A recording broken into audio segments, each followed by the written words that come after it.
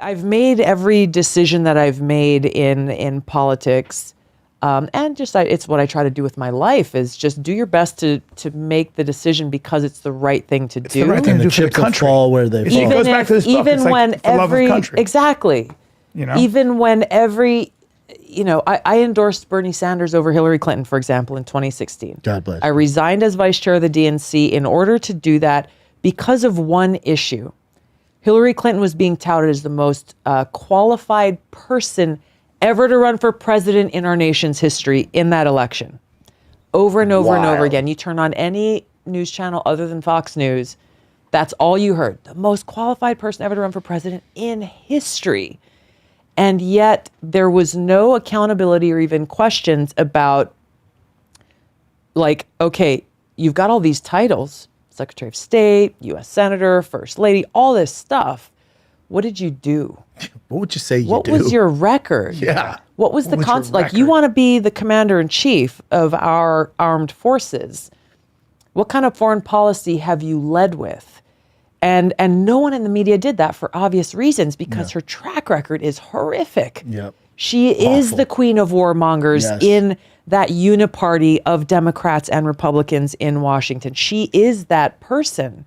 And I as an American and as a veteran, as a soldier serving and then the National Guard and other reserve, I felt a sense of duty and responsibility to use whatever influence I had to shine a light on exactly that. So at least voters could make an informed choice where you've got Hillary Clinton, who has a very clear track record on, toppling dictators and starting wars in countries where we shouldn't be going to war, things that are actually counter to our interests. And you have Bernie Sanders on foreign policy who didn't have that breadth of experience, but at least his instinct was more non-intervention. His instinct was not more guns.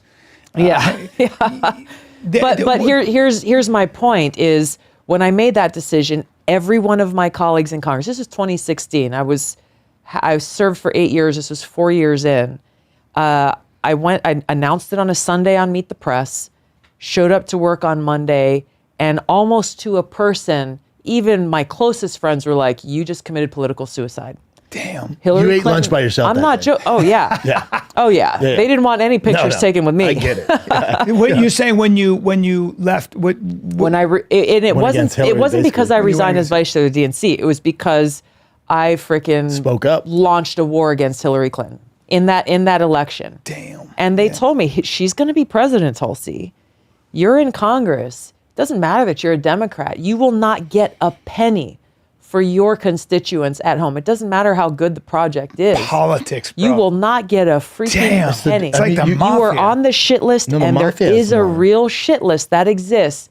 And this guy in particular who told me this, he's like, trust me, I'm telling you because I was on it, because he was an early supporter of Obama in 2008 when he was running against Hillary. And there was there is no love lost between those two camps. I bet that was there a isn't. hard-fought primary, and he picked Obama early on before he was popular. And he said, this guy, member of Congress, told me it took him years to work his way off the Clinton shit list. Jeez. And so they were just like, Lucky didn't die. vaya con Dios, my friend. Good luck. Wow.